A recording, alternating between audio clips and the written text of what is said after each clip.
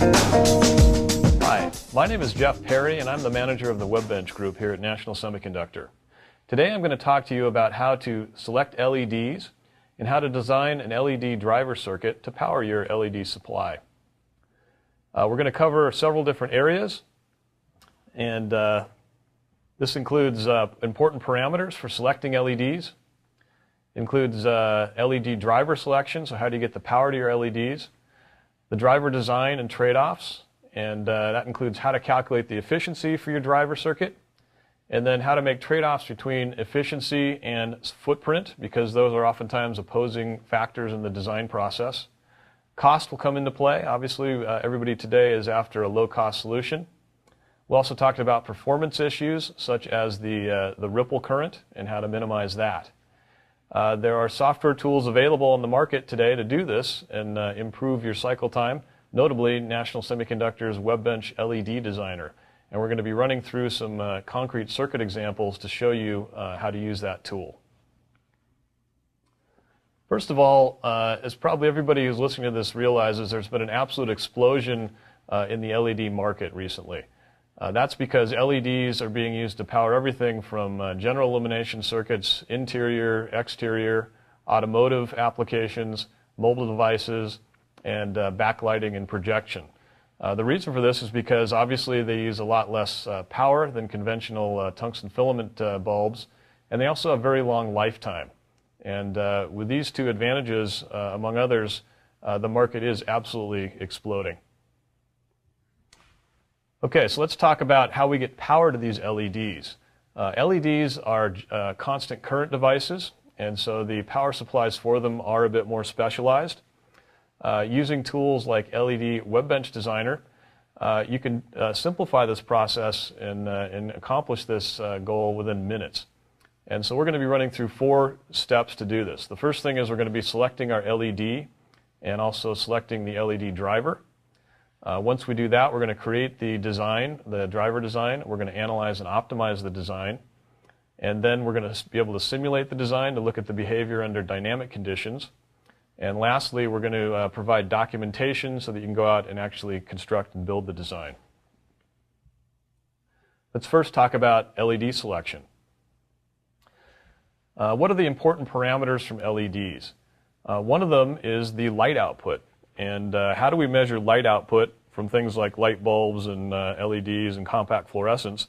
Well, scientists in the last century defined a thing called the luminosity function, which is the wavelengths of light that the human eye is sensitive to. And on the left of this slide, you can see the graph of that, and it's obviously real high in the green area, but as we get to either end in the blue and the red, it tapers off. And so what we do is we take a light source like an LED, and we measure its output in these regions, and that is called the luminous flux, and it's measured in lumens. And so that is probably one of the main important characteristics of an LED light source or other light sources. LEDs come in different colors, or they come in white. What we're looking at now is a slide where we see the distribution of colors on some of the LEDs that are in the WEBENCH LED library. And you can see on the left side in the blue regime, there's wavelengths ranging from 450 to about 475 nanometers. And as you go across to the right, you can see that what one vendor calls green may not necessarily be what another vendor calls green. So there is some dispersion there.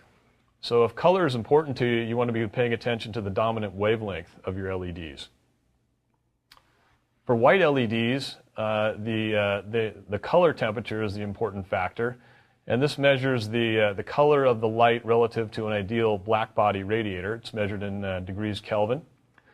On the left side of this plot, you see what are typically called warm white LED bulbs. And those are more along the lines of the conventional tungsten filament as far as their color. They tend to be a little more orangey red. As you get toward the middle, it's more of a pure white. And around 5,500 nanometers, or 5,500 Kelvin rather, that's about where the sun is in daylight. And then as you get to the right side, we get into the cool white regime, which is more of a bluish tint. So you want to be looking at the color temperature of white LEDs because that can define the characteristic of those bulbs. So how does typical light sources stack up from the standpoint of luminous flux. Let's first take a look at tungsten bulbs. If we look at this chart here, a typical 40-watt tungsten bulb will have about 500 lumens of output. A 100-watt tungsten bulb will have about 1,500. Compact fluorescents come in at a 25-watt, gives you about the same output as a 100-watt tungsten. Then you get into halogen, things like halogen auto headlights, and that's about a 55-watt to give you 1,500 lumens. High-intensity discharge auto headlights, 35-watt can give you about 3,250 lumens. And then a projection bulb at 150 watts can give you 5,000 lumens. And finally, we get to a low-pressure sodium street light. Those are the orangish street lights you see out there. And 180 watts can give you something like 27,000 lumens. So what about LEDs? Can we get that much light out of an LED? So here is a chart, and on the y-axis we see the flux, the luminous flux output of LEDs in the WEBENCH library. And on the x-axis we see the power.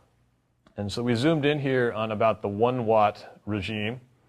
And this is a good chart to show, because when I showed this in the past, LEDs were peaking out at about 100 lumens. And at this point in time, we've got some in there that go up to 140 lumens per LED. And this continues to increase and get better over time. It's a very dynamic and changing thing. And that's one of the advantages to using a tool like the WEBENCH LED Designer, because we're constantly updating the library. But in any case, if you take some of these things that are around 100 lumens, you'll see that to get the equivalent of a 40-watt light bulb, you're going to have to use multiple LEDs in your string. And so how do we size our string? So let's say we want to use 5 LEDs. You can either put them in parallel, and that's the top paragraph there. The advantages of keeping in parallel is that each LED has a forward voltage across it. And so if you put them in parallel, it keeps that forward voltage low. And that's good if we're trying to use a buck driver topology or a step-down topology, because we want to keep our output voltage below our input voltage to take advantage of the simplicity of the buck topology. However, because LEDs may have slightly different forward voltage drops, there can be some current sharing problems between the LEDs. And if there's different current running through each LED, you're going to get a slight difference in color, possibly, and that's not going to be good. So if we can, we prefer to use series LEDs, and that way we have no problems with the current sharing. However, those forward voltages add up. And so if we're using 5 of these in series, we're going to get a much higher voltage that we're going to have to deal with. And so that may eliminate the buck topology as a consideration for the driver. Another important characteristic to take into account for LEDs is the dynamic resistance. And so an LED, if you look at a graph here of the voltage versus current, typically you might say, well, it's got about a 3.5 volt drop at 0.35 amps. We draw a line through that, and that's going to be our resistance. But in fact, what we want to do is we want to draw a tangent line to this curve right at the point at which we're going to use it, the current we're going to use it. And that's what we call the dynamic resistance, because that will change depending on where we are. So what we want to do is we want to draw a tangent line to our VI curve at the point at which we're going to be using it, which current we're going to be using it. And that is called our dynamic resistance. And that's obviously going to change depending on what current you're going to run it at. This can be typically 5 or 10 times lower than if we just took the delta, the forward voltage drop over the current. This is important because in our circuit, the compensation and control loop takes into account the load impedance, and we need to get that correct in order to design that compensation loop. Okay, so let's see how we can use the WEBENCH LED Designer to quickly select an LED. This is a close-up of our selection panel, our filter panel, and at the top there you can see we have a drop-down for the vendor, and we have over 9 vendors. We have 9 vendors in the tool right now, so you can select by vendor if you'd like to. Below that there's a slider where you can select the color. Below that is an LED current filter. And so we can zoom in there, and let's say we want to have a 0.35 amp regime, and we slid the color over to the cool white. You can filter for luminous flux to narrow down your choices, and also if you want to have a low footprint, there's a slider there for that. Next, we'd want to enter in our current. So you don't always necessarily want to run the LED at the highest current. There may be reasons to run slightly lower or even slightly higher to get more light or to achieve better efficiency out of them. You can also use a custom LED. There's a checkbox there that says Use Custom. If you check that, you can enter in your own voltage drop and dynamic resistance in operating current. Below that is where you'd specify your LED array, the number in series, and the number in parallel. And at the bottom of the page there is where you'd enter in your input voltage and your ambient temperature. That's also where you'd specify whether you want a DC or an AC input. After you're done with that, you click on the Next button, and you're presented with a list of LEDs that satisfy, actually, excuse me, let me go back. So after you're done with that, you've got a filtered list of LEDs here that satisfy those criteria. And so here we've got a table of manufacturers, colors, the luminous flux output of each of those LEDs, the current rating of those LEDs, and the footprint. And on the left side, you can see a graph of these various different parameters. So we pick an LED, and we array it out in our series, and then we hit the Next button. And at this point, we're shown a list of appropriate LED drivers. And at this point, some of the important factors have to do with the topology, buck boost or buck boost, the efficiency of your circuit, the footprint of your circuit, the cost of the bill of materials, and the frequency, and the LED ripple current. So looking at this table here, you can quickly ascertain which driver is going to suit your needs. And so one of the things we need to take into account here, and I'll talk a little bit about later, is this trade-off between efficiency and footprint. So up front, you need to have an idea, am I going to go for high efficiency or low footprint or something in the middle as a compromise? Okay, let's talk a little bit more about topology. The three main topologies we're going to be dealing with LED drivers are buck, boost, and buck boost. The buck is the step-down topology. This is preferred because it's simple, it's well known, it has the lowest current requirements, and the problem with it is that sometimes it's going to require a high input voltage. So as we said, if we want to use a string of LEDs in series, we need to have our minimum input above the sum of all those forward voltages for all of our LEDs. And so oftentimes with LEDs, using a buck topology is going to require a higher input voltage. Boost topology comes into play when you can't get that high input voltage and you have to go below your output on your minimum input. This is a well-known topology. However, one of the disadvantages of it is that it requires high current. And that's because as you're boosting your voltage from your input to your output, you also have to, the way you do that is you contribute current into the circuit. So for example, let's say you have a 5 volt in, 14 volt out with a 0.35 amp LED load. This is going to require an input current of 1.1 amps to supply the output current of 0.35 amps. And I list the equation there, V in times I in equals V out times I out divided by efficiency. And so it's just simple conservation of power.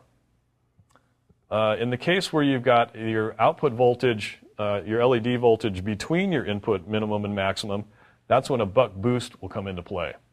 And this is more complicated and typically has a higher bomb count, but for something like a battery application, this can be just the ideal solution for it.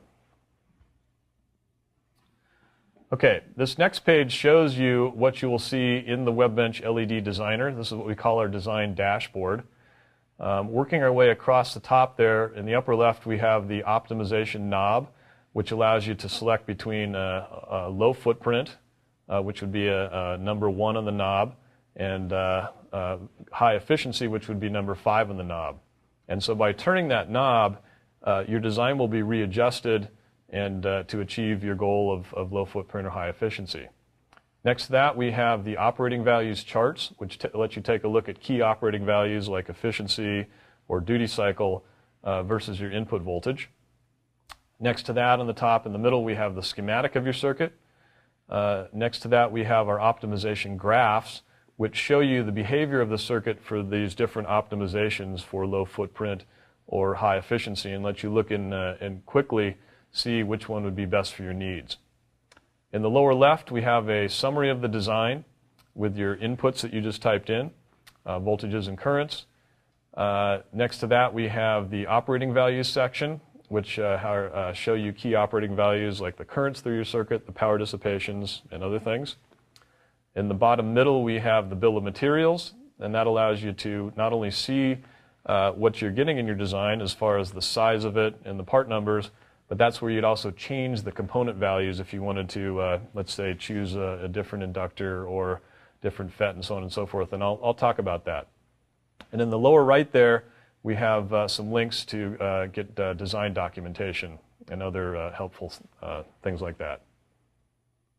Okay, let's go through a couple of design examples where we can actually see the tool in action. The first example is a boost or step-up design. And in this case, we have a requirement of 9 volts in, and we need 180 lumens on the output. And our solution here is going to be 4 LEDs in series with 45 lumens each, and that's going to give us a total of 180. The output voltage is going to be 4 times the voltage of each of those LEDs, which is a total of 13.7 volts. And our LED current is 0.35 amps. And so you can see this requires a boost with the input voltage of 9 and the output voltage of almost 14 volts. The driver that we're going to choose here is the LM3421 controller. And here you see a picture of the circuit. This is, for demo purposes, being driven by a 9-volt battery, which you can see on the right. And we've got 4 LEDs in our test board jig on the left side.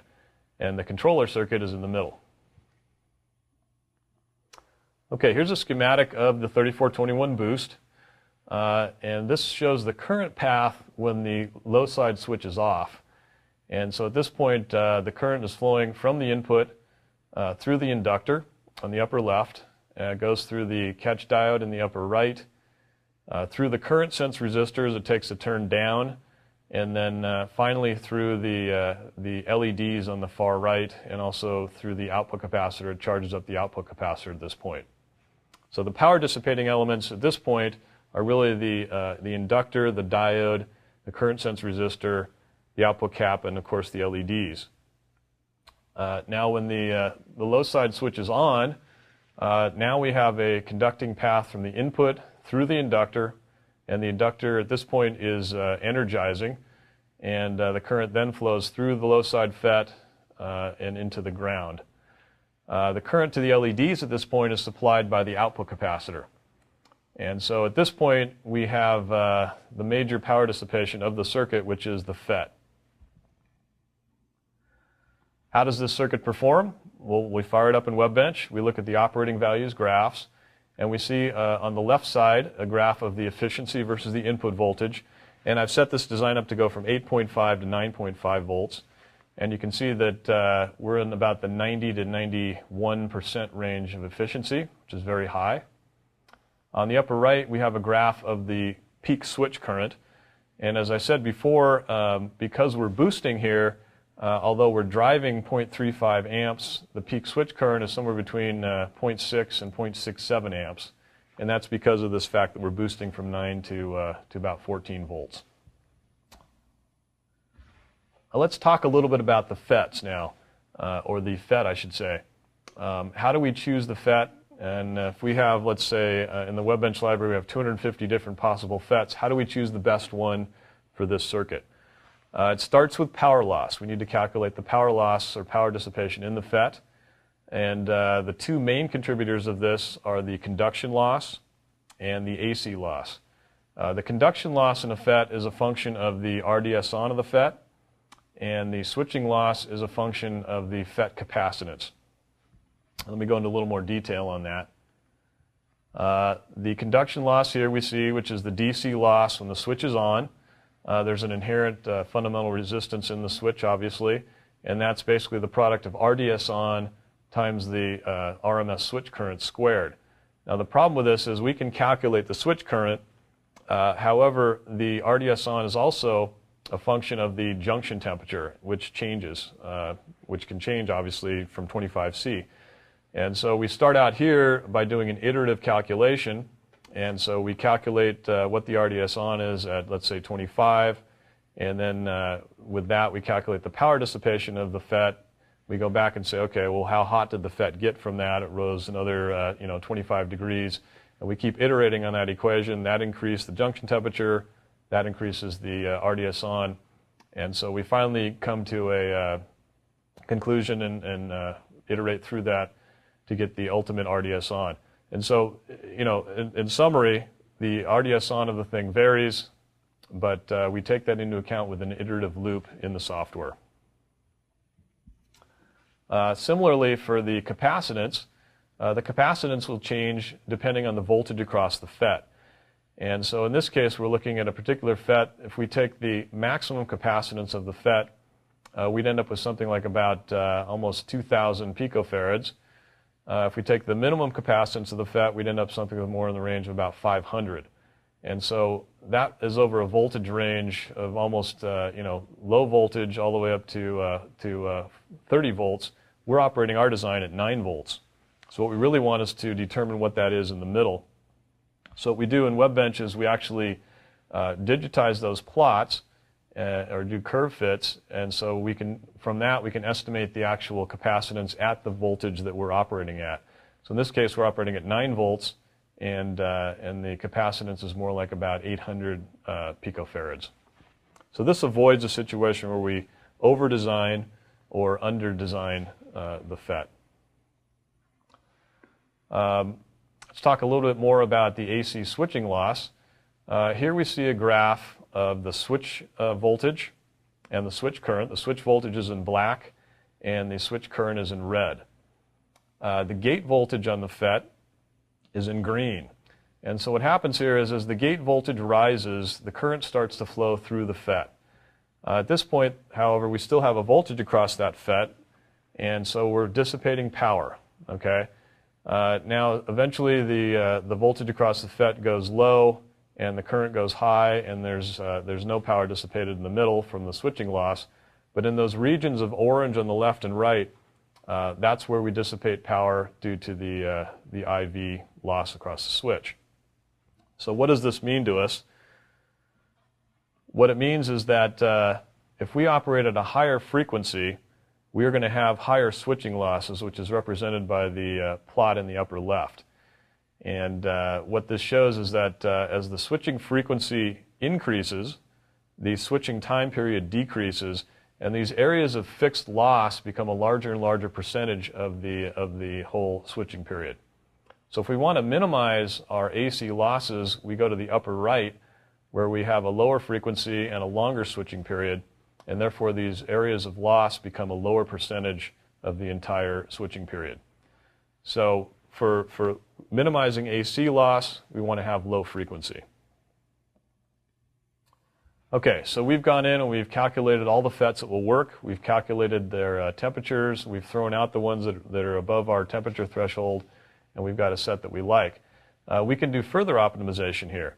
So what we're going to do is we're going to go into the Bill of Materials page and click on our FET, and now we see a list of alternate FETs presented, along with a graph of some of the key parameters. Now, why would we want to do further optimization here? Well, let's say we've got a battery life issue, and among the FETs that are available, we absolutely want to choose the one that has the lowest power dissipation, and that's going to give us the longest battery life. Or we want to choose one, let's say, that's got a low cost, low temperature. That helps with our LED lifetime because it keeps the temperature of the circuit low. And so, or we may have a choice of manufacturer that we prefer. So how do we do that?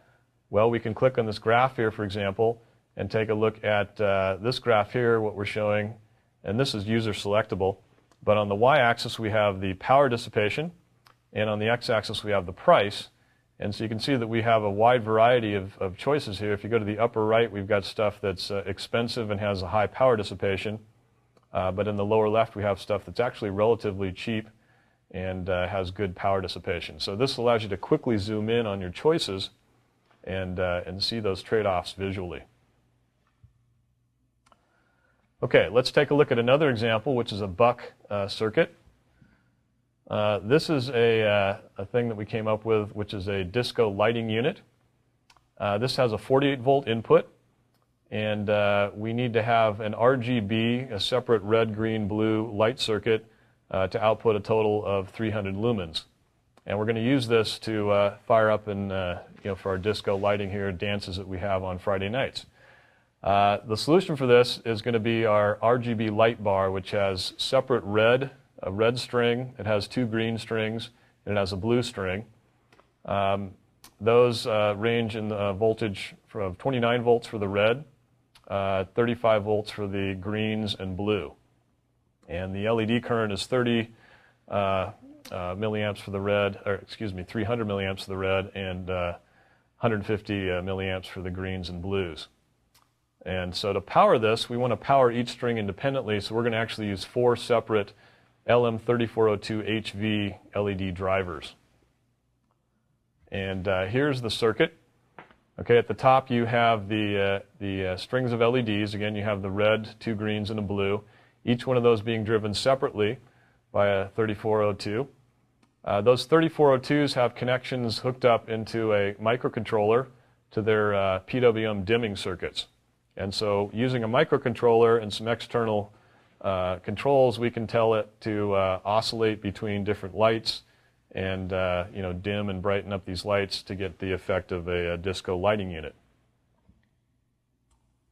The PWM dimming, just to kind of explain that a little bit, this is a simulation we did in WEBENCH using the WEBENCH electrical simulator.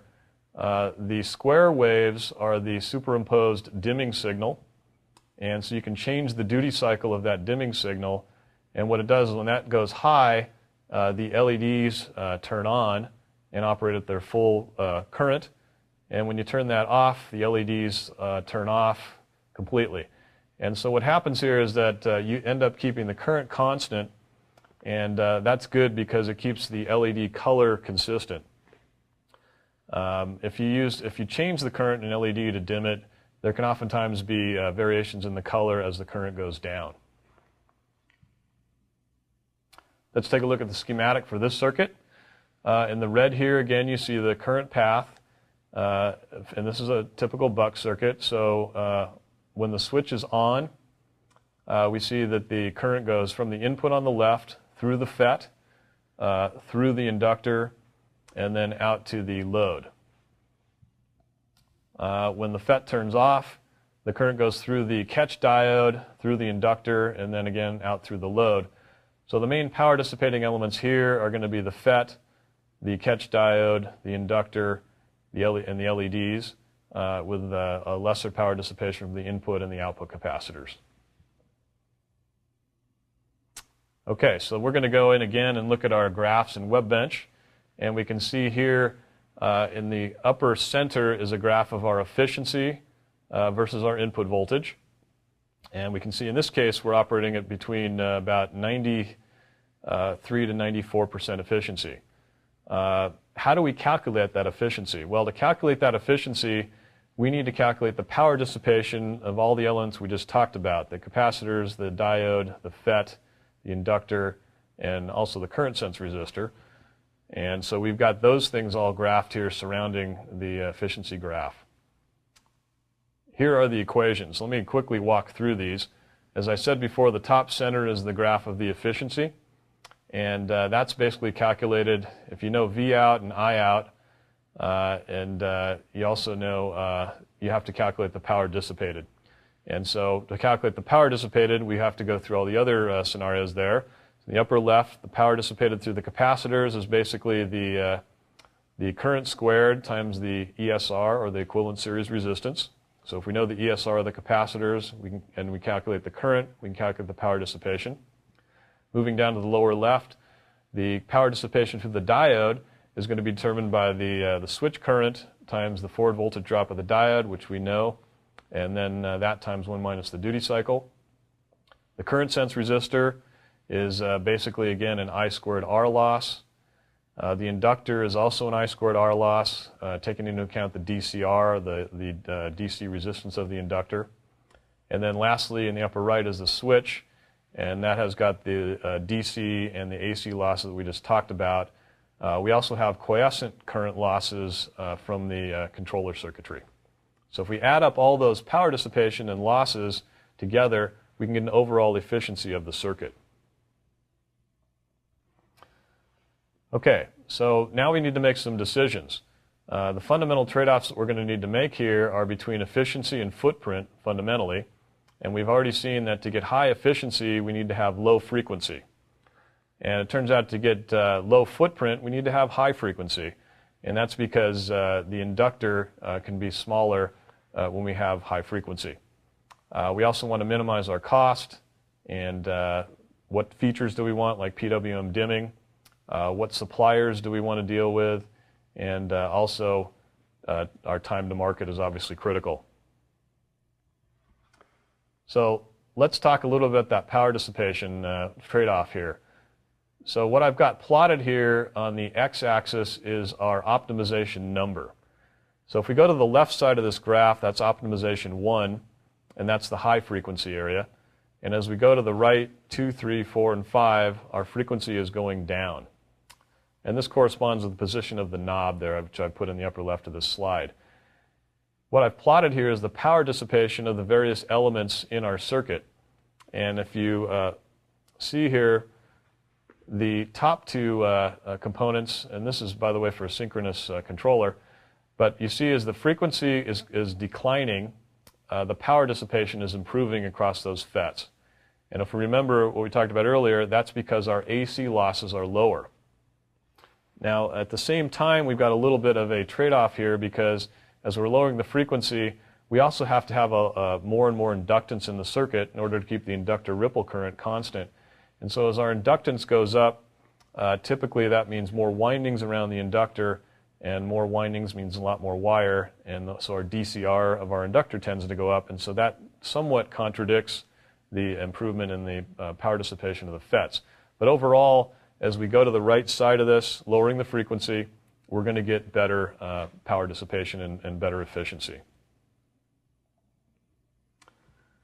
Okay, so in summary, to get high efficiency, what we need to do is decrease the frequency to reduce the AC losses in our switch. We also need to choose components with just low resistance. So as we move this dial over to 5, we're going to look for components that have low DCR, low ESR, and diodes with low forward voltage drop. To get a small footprint, on the other hand, move the dial over to the left to the 1 position, and that's going to increase our frequency, which reduces our inductor size. And that's one of the major contributors to the footprint. And then we also just plain old choose components that have smaller footprints. Meanwhile, taking cost into account, as I showed earlier, we can go in and optimize components individually once we've selected the group that works and look for ones with low cost if desired. And using the graphical charts that are available in the WEBENCH Designer, it makes it much easier to look into these component libraries of literally hundreds and thousands of components to get the best solution for your design requirements. Okay, let's talk a little bit about electrical simulation. We've configured our regulator design for stable operation, but we might want to verify that operation under dynamic conditions, such as some sort of an input transient or something of that nature. We might also want to further optimize the design for more requirements, such as improving transient response, as I just mentioned, minimizing the output ripple, or improving our loop stability.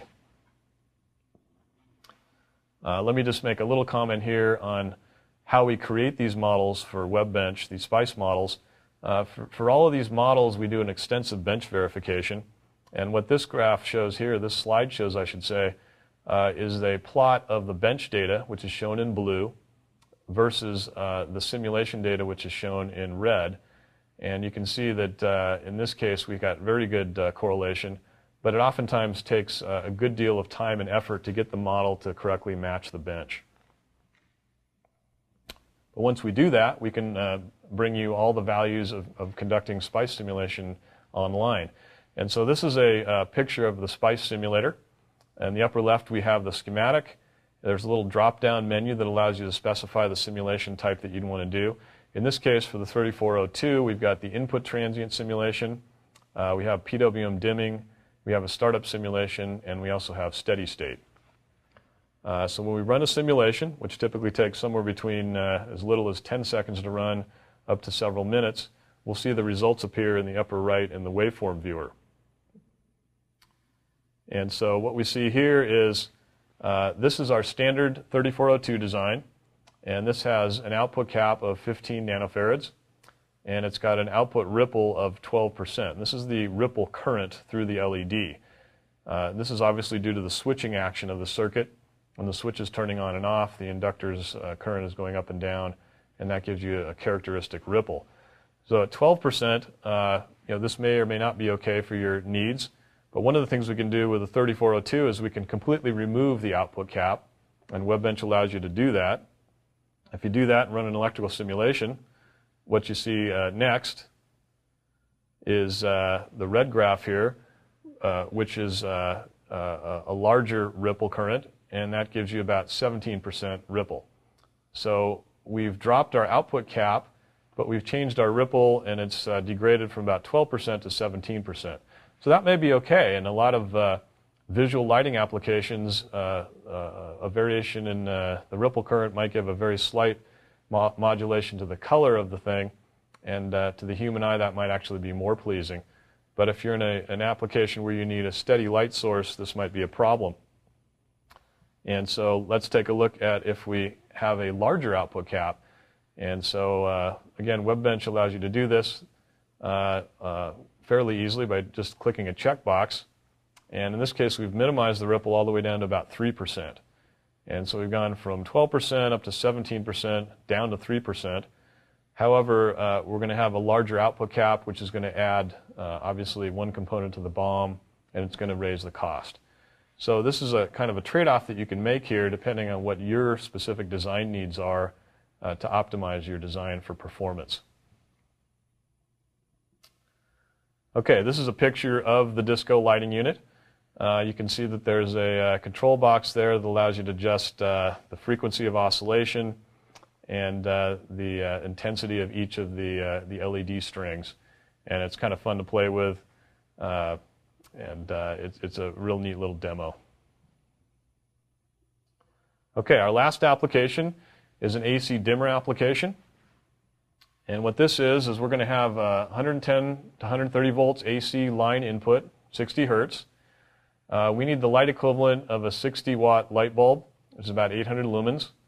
And we need a dimming capability, okay, because we're going to put this in, let's say, a dining room application. We want to be able to have a wall dimmer, Triac dimmer, be able to control these LEDs. So our solution here is to use 8 LEDs in series. This is going to, these are 1 amp LEDs, so these are some LED arrays. The voltage drop is about 30 volts, and these are about 100 lumens each. And we are going to use the LM3445, which is a controller, an LED driver controller that uses a built-in PWM dimming, or I should say Triac dimming sensing circuit, so you can use it directly with a wall dimmer. Okay, so here's our schematic. We have our Triac and AC source on the left, along with a rectifying bridge. As we move across the top, we go through our diode, through the LEDs, down through our inductor, and through the low side FET and our current sense resistor. And that's with the switch on. When the switch off, we see that the current is basically recirculating through the catch diode and through the LEDs, and the output capacitor comes into play.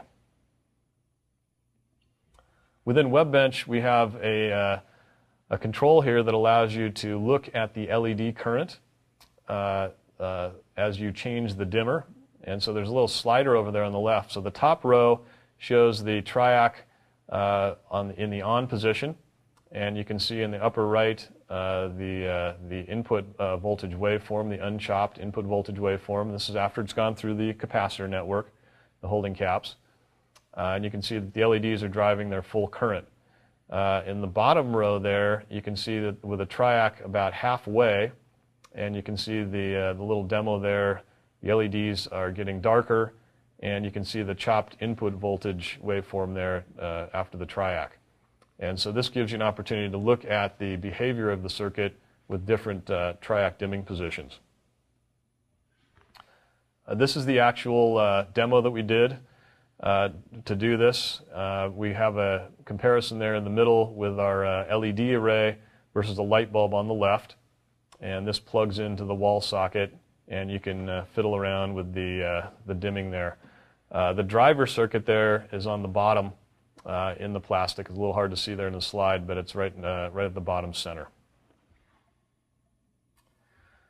Okay, last but not least, after we've done our designs in WEBENCH, we're going to get a design report, which is automatically generated, and this gives you all the inputs that you put into the circuit. It gives you a schematic, your bill of materials, and an output of the charts and other materials and analysis that you did with your design. So you can print this out, or print it to a PDF, store it on your computer, and keep it for reference for the future. Okay, so let's quickly go over what we've looked at in our circuit examples. We did a boost design where we did a 9-volt input with 180 lumen output. We examined our FET selection, which included calculation of power dissipation, temperature, and cost. Then we did a buck design, which had a 48-volt input and a 300 lumen output for our disco lighting unit. And in this case, we did an optimization for efficiency and footprint, and looked at some of the trade-offs there. And we also did a simulation showing the dynamic behavior of having an output capacitor versus no output capacitor. Lastly, we looked at an AC line application where we put out 800 lumens and used a conventional wall dimmer switch to power a string of LEDs. So hopefully today what we've learned, or what I've shown you here, is how to quickly and easily, within minutes, do an LED design using the WEBENCH LED Designer. I encourage you to go off and try this. To do that, you just go to national.com and use the entry panel on the right. It's highlighted there in red in the graphic. Or if you're looking for a specific part, you can type that into the search box and go to the product folder of that part, and there, if it exists, there will be a WEBENCH entry panel there where you can create a design specifically for that part. Okay, I wanted to thank you for attending this training seminar today. I appreciate your attention, and again, I encourage you to give WEBENCH a try.